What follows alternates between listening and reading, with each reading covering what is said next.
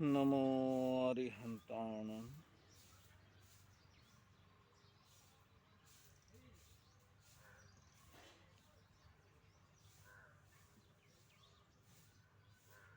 ये श्रेणिक चरित्र जो हम काफ़ी दिनों से श्रवण करते आ रहे हैं,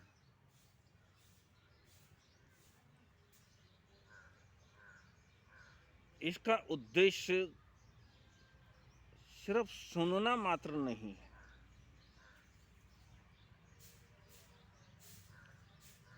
यह सिर्फ मनोरंजन के लिए नहीं है।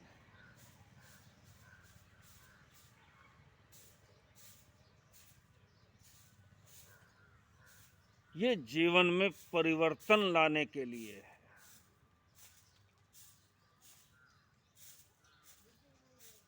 हमारे सांसारिक जीवन में, हमारे आध्यात्मिक जीवन में, हर स्थिति परिस्थिति में हम कैसे कामयाब हों,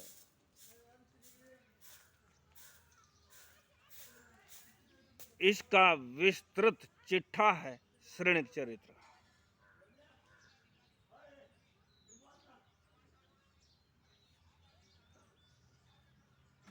तो श्रेणिक चरित्र के माध्यम से हम श्रवण कर रहे हैं महाराजा चंड प्रद्योतन, जो महाराजा श्रेणिक के साधु भी थे, लेकिन हार और हाथी के लालच में चंड प्रद्योतन ने महाराजा श्रेणिक के राजगृह पर आक्रमण कर दिया।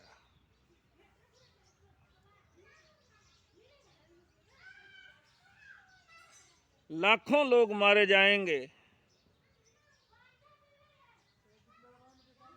उस नरसंहार से बचने के लिए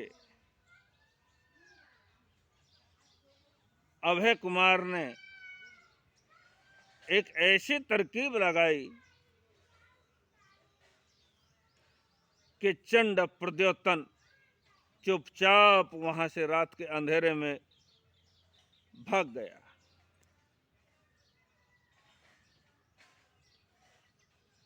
लेकिन चंड प्रद्योतन ने जिस समय देखा, उसे पता लगा कि अभय कुमार ने मुझे बेवकूफ बनाया है, तो बड़े छल कपट फरेब के द्वारा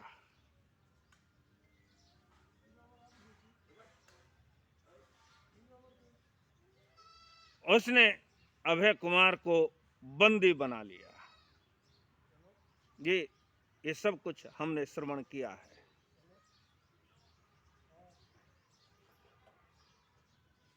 अब अभय कुमार महाराजा चंड प्रद्योतन के कैद में है।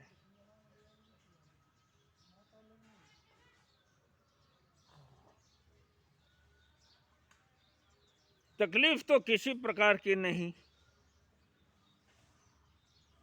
कोई टॉर्चर नहीं, क्योंकि आखिर तो रिश्ते ही थे।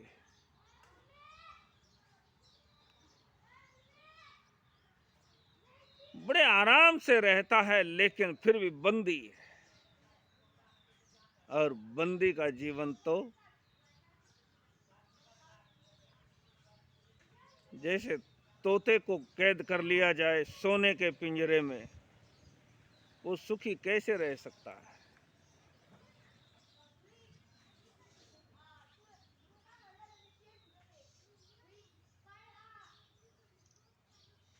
चंड प्रद्योतन के किसी मित्र ने एक बार बड़े स्वादिष्ट, बड़े कीमती लड्डू बना करके भेजे।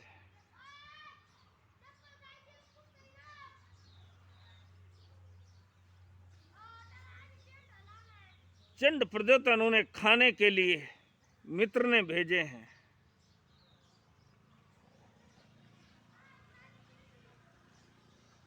खुशी खुशी उनको खाने के लिए बैठा और जो ही लड्डू लेकर के मुंह की तरफ किया, अभय कुमार ने एकदम उनका हाथ पकड़ लिया।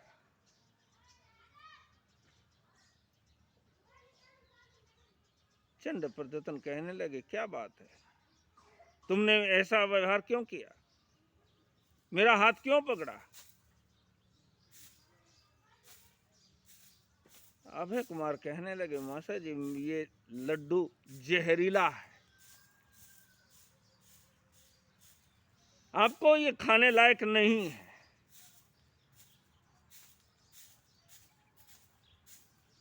चंड प्रद्योतन कहने लगे, तुम मेरे मित्र के ऊपर ये आरोप लगा रहे हो, तुम्हारे पास आधार क्या है? या तो आधार बताओ, नहीं तो इसकी सजा भी तुम्हें भुगतनी पड़ेगी।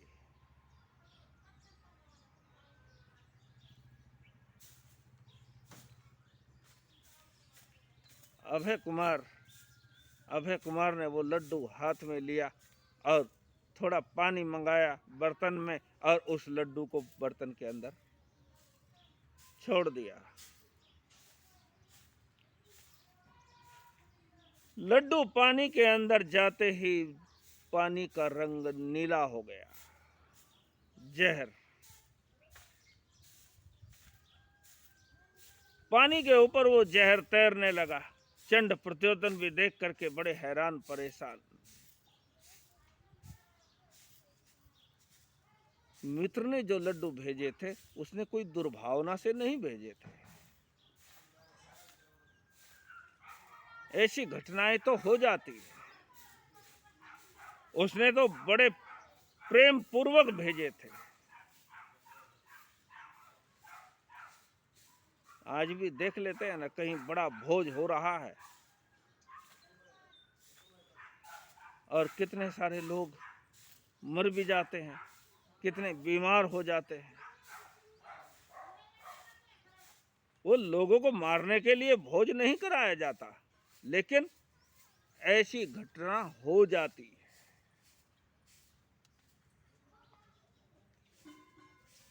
कितनी बार तो घरों के अंदर जो भोजन बनाया जाता है परिवार के लिए, उसमें भी कुछ ऐसी दुर्घटना हो जाती है। इसलिए मित्र के ऊपर कोई शंका कुशंका करने की बात नहीं थी, लेकिन अभय कुमार ने स्थिति को भांपा और हाथ पकड़ लिया। मास्टर जी, मैं आपके जीवन को इस तरह से नष्ट नहीं होने दे सकता।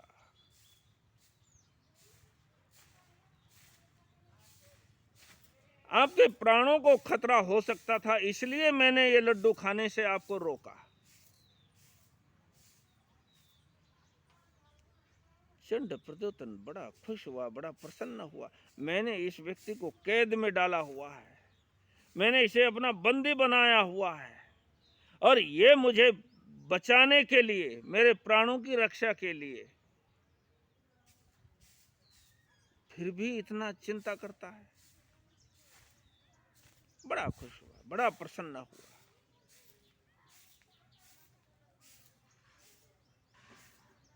अभय कुमार, मैं तुम्हारे से बड़ा खुश हूं, बड़ा प्रसन्न हूं।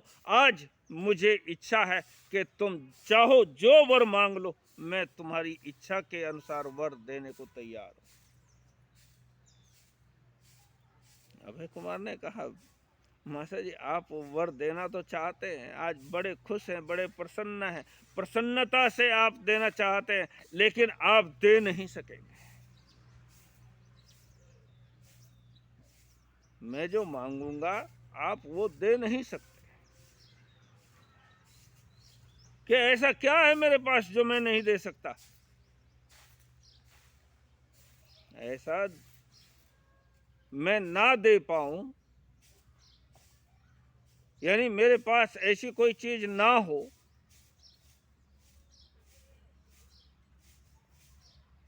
कि नहीं नहीं आपके पास है वो चीज, आप दे सकते हैं, लेकिन फिर भी नहीं देंगे, कि नहीं नहीं, मांगो तुम जो मांगना है, खुशी में, प्रसन्नता में। आदमी बड़ी हिम्मत जुटा लेता है।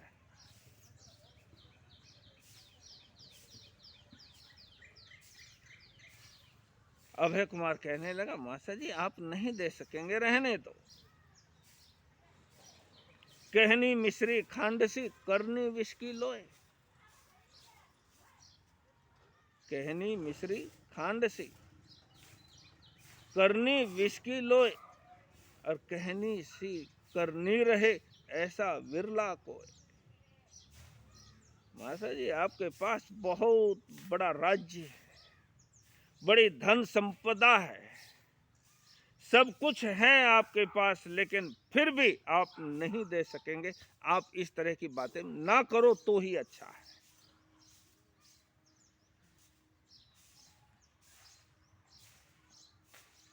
चंड प्रद्योतन के अहंकार को थोड़ा सा धक्का सा लगा। नहीं नहीं, आज मैं तुम्हें देना चाहता हूं, मांगो जो मांगना है। कि ठीक है, फिर आप मुझे देना ही चाहते हैं तो मुझे यहां से मुक्त कर दीजिए। मुझे जो आपने कैद किया हुआ है उस कैद से मुझे मुक्त कर दीजिए, बस सिर्फ इतना सा। अब चंड प्रद्योतन ने तो सोचा ही नहीं था कि ऐसा भी हो सकता है।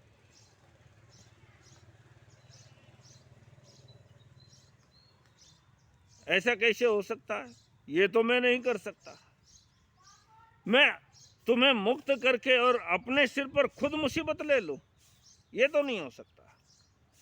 कि नहीं हो सकता है तो ठीक है, आपका वचन आपके पास,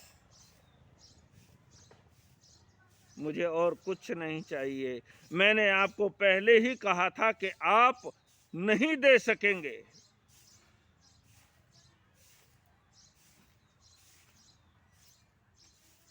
अब अभय कुमार को मुक्त करके वो मुसीबत कैसे अपने सिर पर ले सकता था।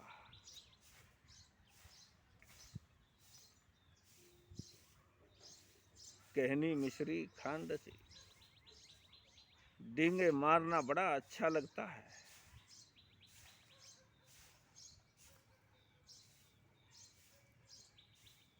लेकिन उसके अनुसार कार्य करना ये हर किसी के बस की बात नहीं होती। ये तो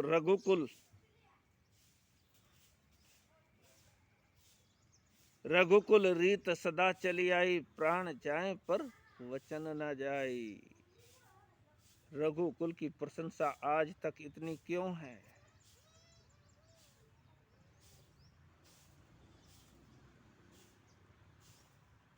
कुछ तो गुण हैं जो सदियों के बाद भी आकर्षित करते हैं, जिनके लिए प्रशंसा हर किसी के मस्तिष्क में उठती है। प्राण जाए पर वचन न जाए, वचन की कीमत। कहते हैं पुराने समय में, आज का समय तो बड़ा अलग है, पुराने समय में होता होगा ऐसे पता नहीं, लेकिन सुना है मैंने कि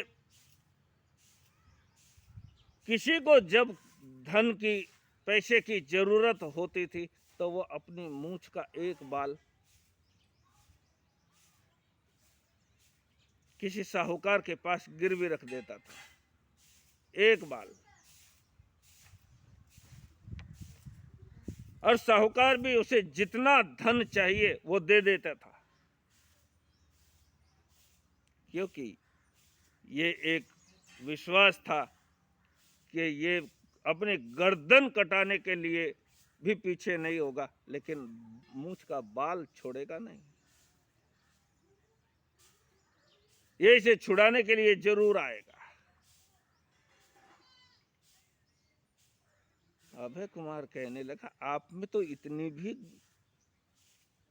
काबिलियत नहीं है, मांगो जो मांगना है, मांगो जो मांगना है, और एक चीज छोटी सी मांग ली तो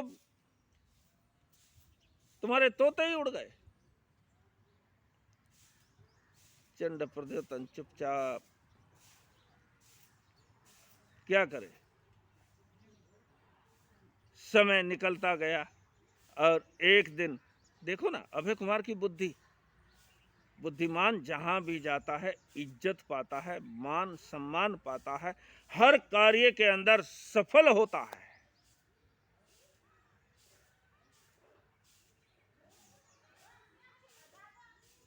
बुद्धिमत्ता।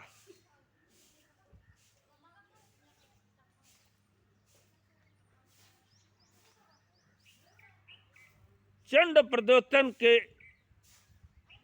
अस्तबल में एक उसका बड़ा प्रिय हाथी था। वो मदमस्त होकर के तोड़ फोड़ मचाते हुए इधर उधर भागने लगा।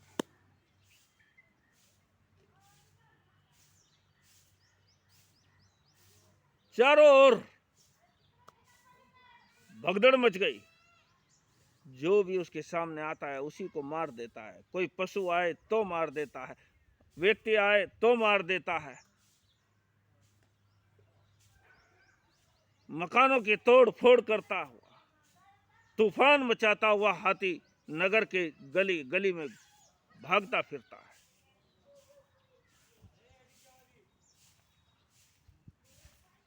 उपाय कर रहे हैं लेकिन कोई उपाय उसके सामने सफल नहीं होता, यानी हाथी पकड़ने में नहीं आता। तो आखिर चंड प्रद्योतन मन के अंदर विचार करते हैं ये कार्य अभय कुमार ही कर सकता है। वो उसका बंदी था लेकिन बुद्धि पर तो भरोसा था।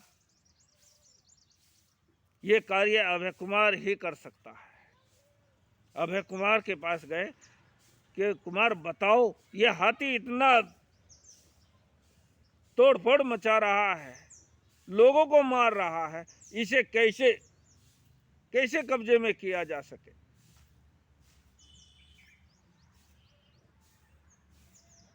अभय कुमार ने कहा कि बड़ी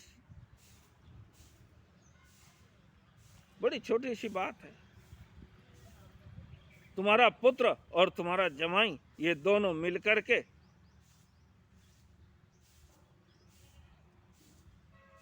और हाथी के सामने अगर वीणा बजाएंगे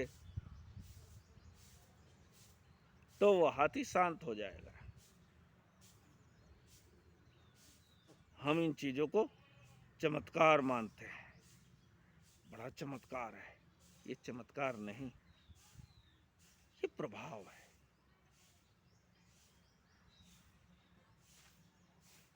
कितना भी खतरनाक जहरीला सर्प हो उसके सामने तुम बीन बजाओ तो वो नाचने लगेगा। हाथी का ये स्वभाव गुण है, यानी संगीत के अंदर इतना असर होता है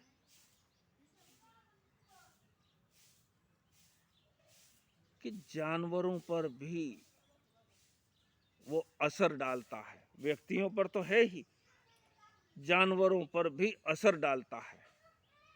संगीत खुद में एक चमत्कार ही है, समझिए।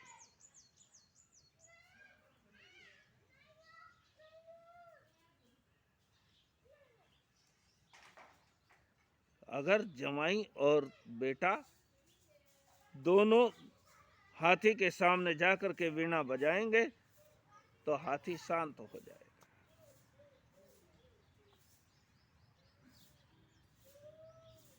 एक बड़े सुलझे हुए विचारों के श्रावक थे।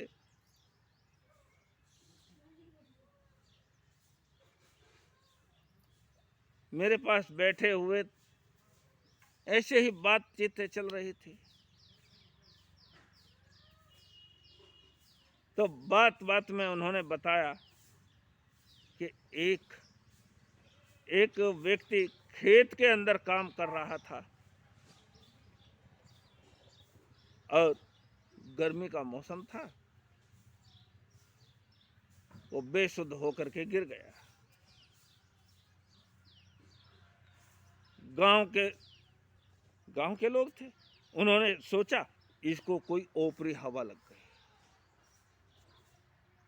ओपरी हवा ने पकड़ लिया इसको।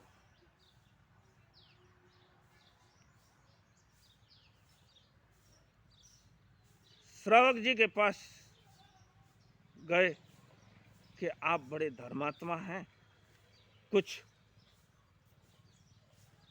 चलो। चले गए, जाकर के नवकार मंत्र पढ़ा और उसके कान के पास जाकर के जोर से फूंक मारी, उसको होश आ गया। फिर उसे पानी पिलाया, तंदुरुस्त हो गया। वाह, क्या चमत्कार है।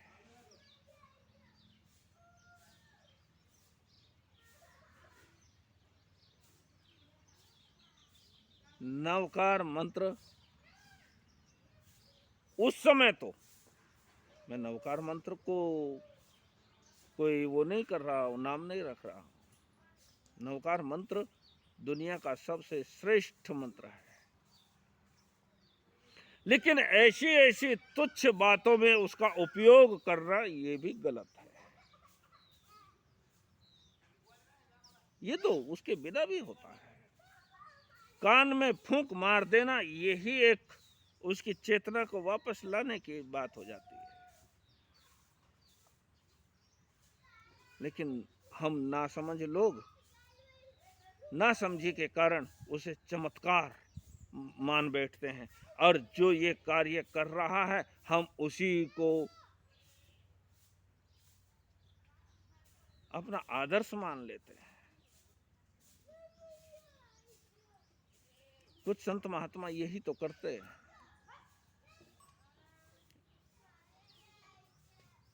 और अनाड़ी किस्म के लोग उनके पीछे जय जयकार करते हैं।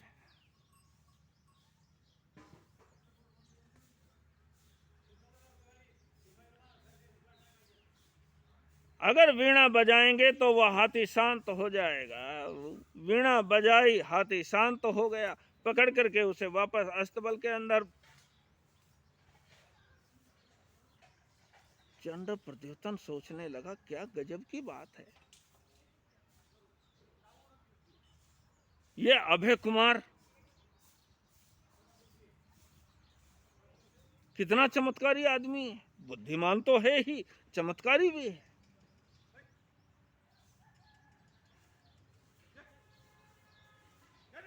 मांगो, भूल गया, मैंने पहले भी कहा था, भूल गया ये सब। मांगो अभय कुमार, तुम मांगो, जो तुम्हें चाहिए वो मैं तुम्हें देने के लिए तैयार हूं। तुमने हमारे नगर की ऐसी रक्षा की है। अभय कुमार कहने लगे, मास्टर जी आप नहीं दे सकते, क्यों बार बार इस तरह की बातें करते हैं, आपके बस की बात नहीं है। कि नहीं नहीं, मांगो जो मांगना है। कि फिर ठीक है, आप मुझे यहाँ से जाने की परमिशन दे दो। उसने कहा, नहीं नहीं, ये तो नहीं हो सकता, इसके अलावा कुछ मांगो। कि मुझे इसके अलावा कुछ भी नहीं चाहिए।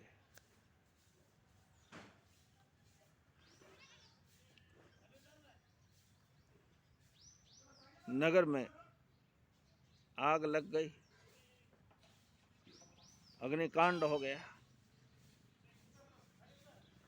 अभय कुमार बताओ क्या करें। कि जो तुम्हारी रानी है शिवा देवी, उनके स्नान किया हुआ पानी उस अग्नि के ऊपर ले जाकर के छिड़क दो।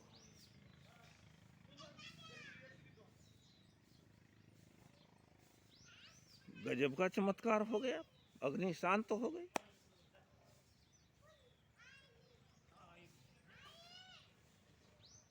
ये हमारे आत्म पुद्गलों का असर होता है। कहते हैं ना, जब शांतिनाथ, भगवान शांतिनाथ, तीर्थंकर शांतिनाथ, जिस समय उनका जन्म होता है तो उस समय सारे के सारे राज्य में शांति का वातावरण हो जाता है।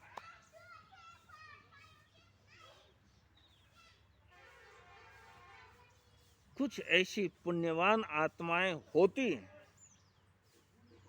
ये उन आत्माओं का पुण्य कर्म है, उनके ऐसे शुभ्र आत्म प्रदेश है जिनके द्वारा ऐसी घटना भी संभव है।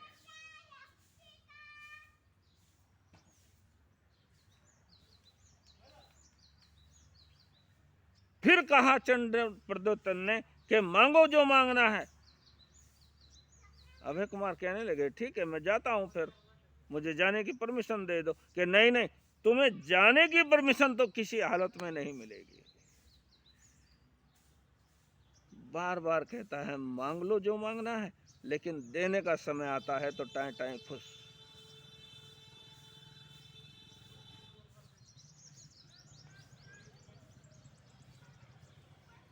एक बार उज्जैन के अंदर मृगी रोग का बहुत ज्यादा असर हो जाता है। एक महामारी के रूप में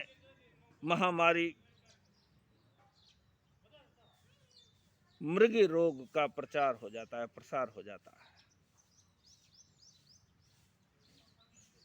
जहां देखो वहीं पर पीड़ित लोग तड़पने लगते हैं। अभय कुमार बताओ संकट मोचक,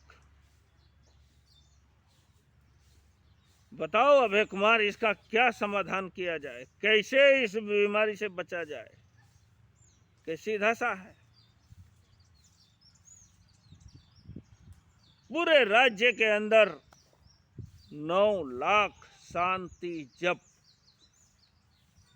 किया जाए, शांति पाठ किया जाए। नगर वासियों को कह दो सब बैठ करके जाप करें।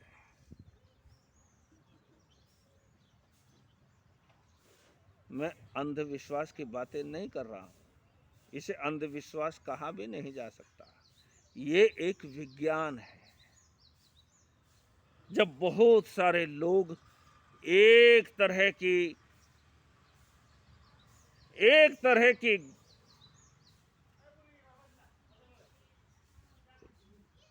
करने लगते हैं रटन, तो जैसे पत्थर को घस करके बार बार घस करके चिंगारियां पैदा होने लगती हैं, ऐसे ही ये शब्दों का घर्षण, इनसे आध्यात्मिक ताकत शुरू हो जाती है। वो मंत्र का काम करने लग जाते हैं।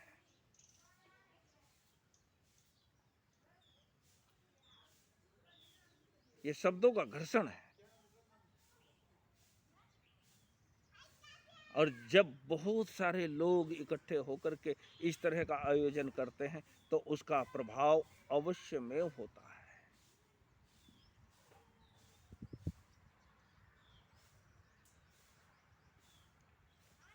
हालांकि मैं जानता हूं, मानता हूं, इन बातों को मुद्दा बना करके बहुत सारे पाखंड भी किए जा रहे हैं। बहुत सारे लोग अपनी दुकानें भी खोल करके बैठे हुए हैं। वो इसी तरह के मंत्र बेचे जा रहे हैं।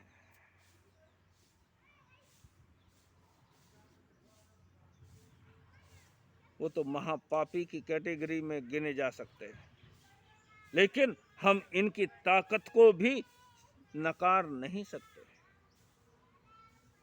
9 लाख जाप अगर किया जाए तो ये मृगी रोग का निवारण हो सकता है। अब मरता क्या नहीं करता। जब कोई मुसीबत में पड़ा हुआ हो तो उसे कह दो कि ओम गोबर गणेशाय नमः, इसकी माला जपो, तो वो उसी की जपना शुरू कर देगा। मरता क्या नहीं करता। फिर तो कुछ भी करने के लिए तैयार। और जब वो सुखी होता है तो उस समय उसको कुछ कहा जाए तो उसके पास समय नहीं है, मेरे पास समय नहीं है, या मेरे को ये चीज़ अच्छी नहीं लगती, मेरे को इन चीज़ों में कोई विश्वास नहीं है। ये सारी बेकार की बातें जो वो बाद में उस समय ख्याल आती है, लेकिन जब मुसीबत आती है तो उस समय सब कुछ करने के लिए तैयार हो जाता है।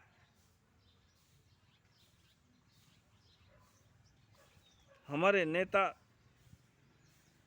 हमारे देवताओं को, धर्म को गालियां बकेंगे, लेकिन इलेक्शन के टाइम जाकर के वहीं पर माथा झुकाते फिरेंगे।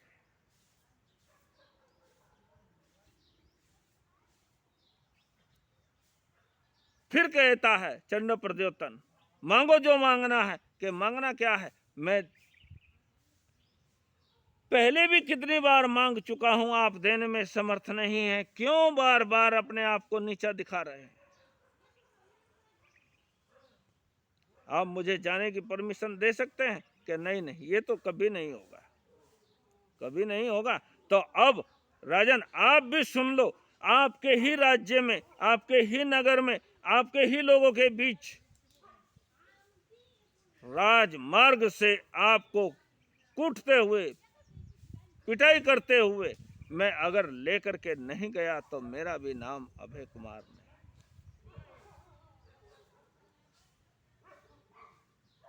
कितना मुश्किल काम है। जहां का वो राजा है, उसी के नगर में, उसी की राजधानी में, और कोई इस तरह से पीटता हुआ ले जाए राजा को। बुद्धिर यस्य बलम तस्य निर्बुद्धिष कुतो बलम।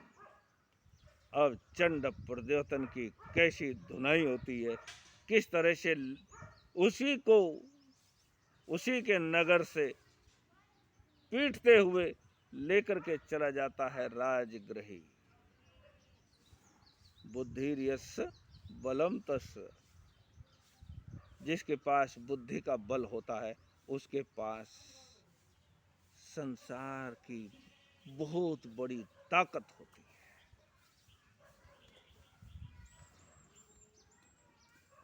बस जरूरत है हमें बुद्धि बल को जागरूक करने की, अपनी प्रज्ञा को समझने की, अपने अस्तित्व को समझने की, तो हर सफलता हमारे पास होगी। ओम शांति।